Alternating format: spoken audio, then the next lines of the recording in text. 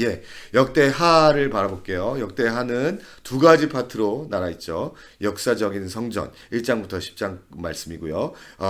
두 번째 파트는 11장부터 36장까지는 역사적인 유다. 예, 역사적인 성전에 대해서 역대하가 얘기하는데 왜 성전에 대해서 얘기할까요? 왜냐하면 관점이 제사장적 관점이에요.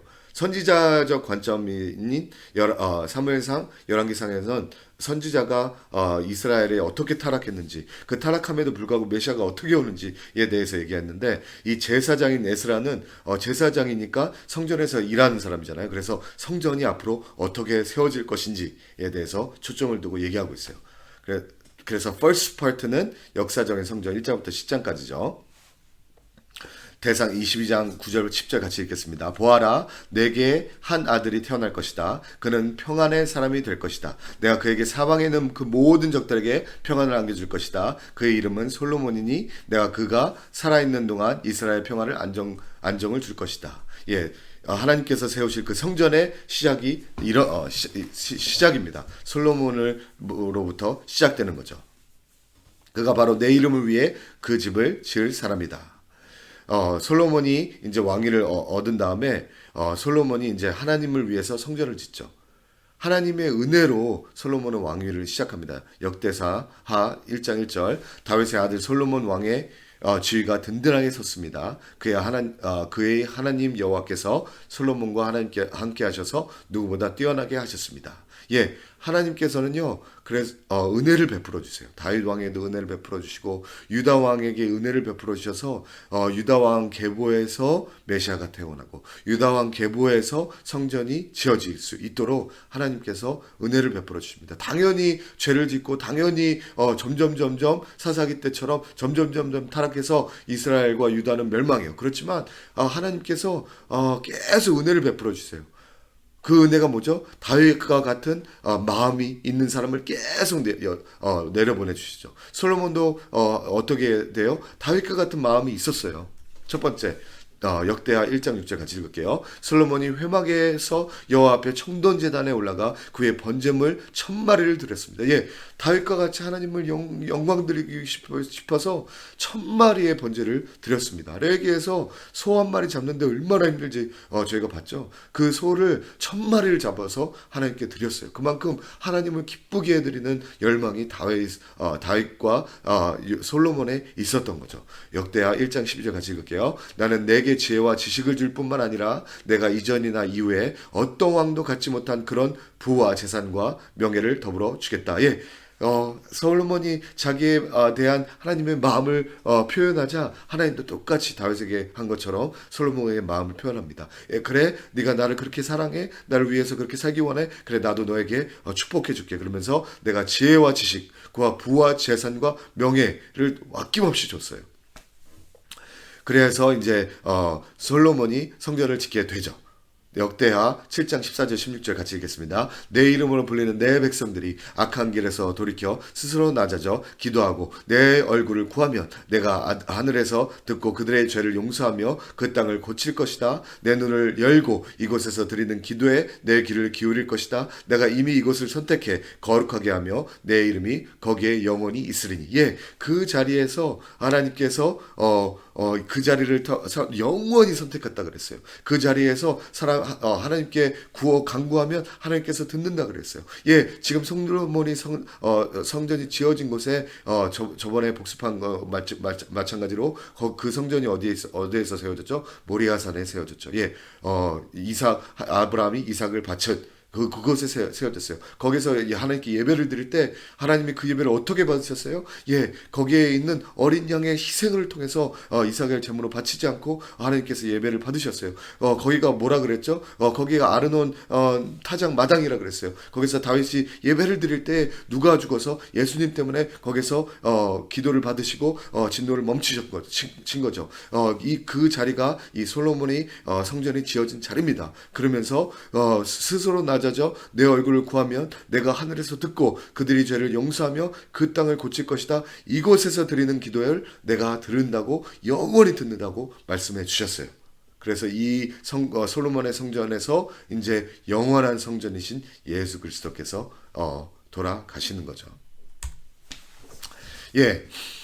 솔로몬이 성전을 지어 놓고 난 다음에 이제 유다는 세태기를 쭉 내려가죠. 솔로몬이 이방 여자들과 결혼하고 하나님을 예배하지 않고 그 마음이 하나님께서 떠나게 됩니다. 그렇기 때문에 그 르호보암 그 아들도 하나님께서 마음이 떠나죠. 역대하 10장 14절 같이 읽을게요. 그는 젊은 사람들의 말을 따라 말했습니다. 내 아버지께서 너희 짐을 무겁게 하셨다고 했느냐? 나는 더 무겁게 할 것이다. 내 아버지께서 너를 가죽 책질로 치셨다면 나는 쇠책직으로 너희를 치겠다. 예, 솔로몬의 죄 때문에 르호보암이 미련하게 얘기를 해서 이스라엘과 유다가 분열됩니다.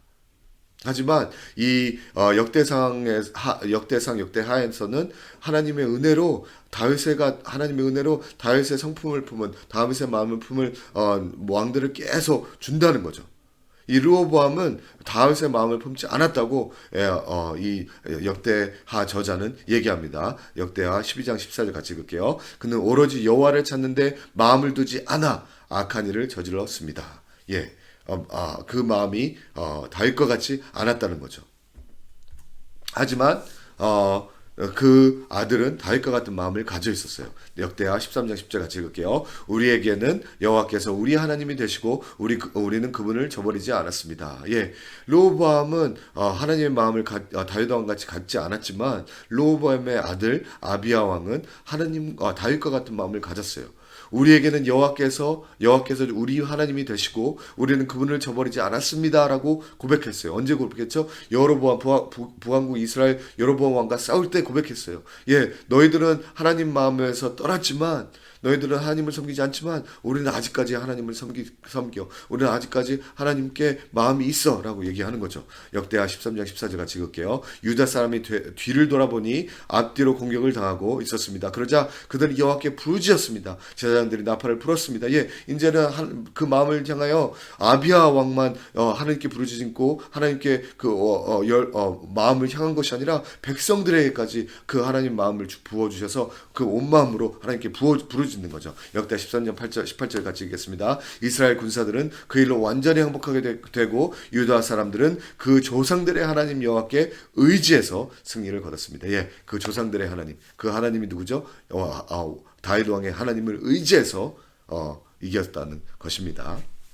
예, 아비암뿐만 아니라 계속 역대하는 유다 왕의 좋은 점, 하나님의 은혜에 대해서 얘기를 하는 거죠. 역대하 17장 3절 같이 읽겠습니다. 여호와께서 여호사밧과 함께 하셨습니다. 그는 그 조상 다윗처럼 처음에 걸었던 길을 가며 바알에게 묻지 않았습니다. 예, 여호사밧도 다윗의 이 가졌던 마음을 가지고 하나님을 섬겼다는 거죠.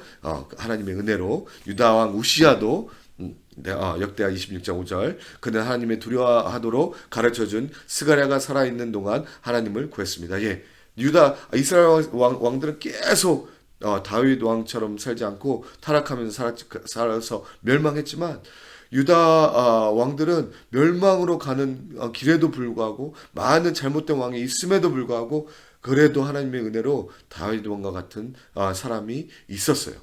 여호사밧이 있었고 우시아가 있었고 히스기야가 있었고 역대하 30장 1절 같이 읽겠습니다. 히스기야는 온 이스라엘과 유다의 명령을 내리고 또 에브라임과 므낫세의 편지를 보냈습니다. 예루살렘에 있는 여호와의 성전에 와서 이스라엘 하나님 여호와께 유월절을 지켜 드리자는 것이었습니다. 예, 히스기야 왕은 다시 한번 유월절 예배를 드리자. 여태까지 우리가 유월절 예배를 드리지 않았지만 다시 한번 우리를 구원해 주신 하나님께, 우리를 구원해 주시는 하나님께 유월절 대신 어린 양께 예배를 드리자라고 다시 예배를 드리자고 므낫세와 에브라임 지파에게 얘기를 합니다. 그러면서 대하 30장 12절 같이 읽을게요. 유다에서는 하나님께서 백성들에게 한 마음을 주사 여호와의 말씀을 따라 왕과 그의 신하들이 명령한 것을 따르게 하셨습니다. 예, 그 다윗의 마음을 가진 히스기야 때문에 유다 백성들이 한 마음으로 똑같은 마음으로 하나님을 섬겼다는 거죠. 예, 그렇기 때문에 하나님의 은혜로 그런 사람들이 자꾸 배출돼서 메시아의 라인이 내려오는 거예요. 하나님께서 가인이 아벨을 죽이자 셋을 탄생시켜서 셋으로 내려오게 하죠. 노아 시대 때 모든 사람이 타락하자 노아를 의롭게 여기 하심으로써 노아를 통해서 메시아 계보가 내려옵니다. 예, 유다 왕과 이스라엘 왕이 타락하자 다윗 왕에게 하나님 마음을 주시고 다윗 왕과 같은 마음을 가진 사람을 계속 낳게 해 주셔서 그분들을 통해서 메시아의 계보가 계속 내려오고 있는 거죠. 므낫세도 마찬가지예요. 왕하 21장 6절 같이 읽을게요. 므낫세는 자기 아들을 불 속으로 지나가게 했고 점을 치고 마법을 행하였으며 신접한 사람들과 영매들에게 조언을 구했습니다. 그는 여호와 보시기에 악한 일을 많이 해 그분의 진노를 자아냈습니다. 예, 므낫세도 너무너무 악한 우상은 다 섬겼어요.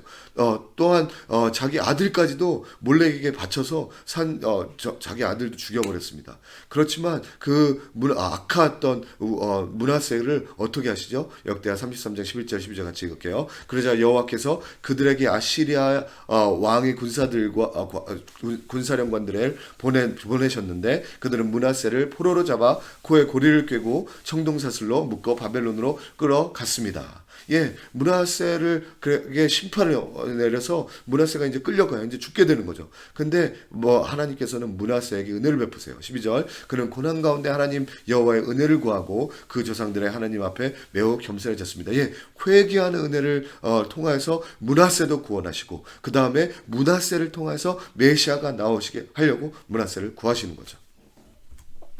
역대하 36장 19절 같이 읽겠습니다. 그들은 하나님의 성전을 불을 지르고 예루살렘 성벽을 무너뜨렸습니다. 그들은 모든 왕궁과 거기에 있는 모든 값진 것을 부숴버렸습니다. 예, 그래서 마지막으로 므낫세를 통하여서 그 자손들이 여호야긴 를 통하여서 이제 다 유다 왕이 멸망에 이르고 예루살렘 성벽이 무너지고 성전이 무너집니다. 그래서 첫 번째 솔로몬을 통해서 지어진 성전이 무너지게 돼요. 그렇지만 거기에서 끝나지 않습니다. 역대하 36장 23절 읽겠습니다. 페르시아 왕 고레스는 말한다. 하늘의 하나님 여호와께서 세상의 모든 나라를 내게 주셨다. 하나님께서 나를 세우셔서 유다의 예루살렘에 성전을 짓게 하셨다. 이제 너희 가운데 하나님의 백성인 사람은 누구나 다 예루살렘으로 돌아가도록 하라. 하나님 여호와께서 너희와 함께 하실 것이다. 예, 하나님께서 영원한 성전을 주신다 그랬잖아요. 다윗의 영원한 계보를 통해서 영원한 성전을 짓게 해주신다 그랬어요. 솔로몬이 다윗의 계보인 솔로몬을 통해서 영원한 성전을 지어줄 줄 알았는데 그 솔로몬의 성전은 무너졌습니다. BC 586년에 무너졌죠. 그래서 하나님께서는 다윗의 계보를 통해서 왕을 태어나서 그 왕이 다시 성전을 짓게 해요. 그게 누구죠? 스룹바벨이죠. 그러자 스알데알의 아들 스룹바벨과 요사닥의 아들 여호수아가 일어나 예루살렘에 하나님의 집을 다시 세우기 시작했습니다. 그때 하나님의 예언자들이 그들과 함께 하며 도왔습니다. 예, 이 스룹바벨이 누구죠? 스룹바벨이 그 회개한 므낫세의 후손이에요. 므낫세가 회개하지 않았으면 스룹바벨이 태어날 수 없죠. 므낫세의 아들들이 다 바벨론으로 잡혀가고 다 죽었어요. 그렇지만 므낫세의 아들 가운데 자손 가운데 한 사람 살아난 사람이 있습니다. 살아난 사람이 누구죠? 여호야긴 왕이에요. 포로로 잡혀가서 감옥에 들어갔지만 다 죽지 않고 여호야긴만 살아났어요. 근데 여호야긴의 자손, 손자일 거예요. 스룹바벨이 여호야긴이 살아났기 때문에 그 자손을 통해서 스룹바벨이 탄생해서 스룹바벨이 다시 돌아왔기 때문에 스룹바벨을 통하여서 다윗의 자손 한 사람을 통해서 또 다윗 성전을 짓게 하죠. 스룹바벨이 성전을 짓습니다. 그게 서기 516년에 주전 516년에 짓는 거죠. 그렇지만 그 주전 516년에 성벽을 졌지만 로마 군대가 서기 70년대에 티투스가 성벽을 다 허물어 버려요. 그죠? 그렇기 때문에 복음은 계속 흘러갑니다. 다윗의 자손 솔로몬이 성전을 졌는데 헐렸어요. 솔로몬의 자손 스룹바벨이 성전을 졌는데 허물어졌어요.